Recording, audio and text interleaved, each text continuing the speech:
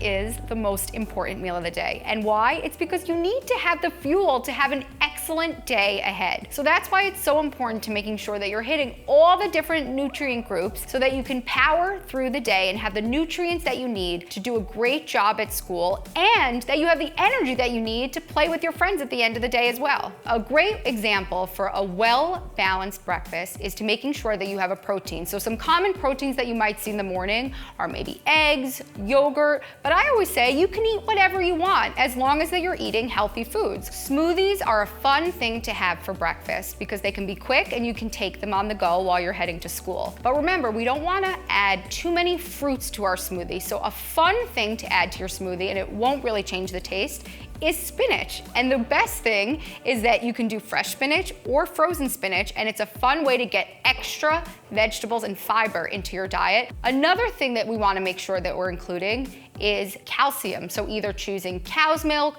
yogurt, soy milk, or almond milk, but just making sure that it has added calcium when you're adding it. And then making sure that you can always add some protein. So whether it's peanut butter or your Greek yogurt, this way we're having a fun, delicious, nutritious breakfast that you can take on the go with you. One of my favorite quick and easy egg recipes for breakfast is to make an egg and put it into a tortilla wrap or on some whole wheat bread, and you can even add some fresh spinach or salsa and some avocado, and bam, quick and easy and delicious. Start your day right and get that nutritious and delicious breakfast. You'll feel good, and trust me, some of the options that we tried, you're really gonna love.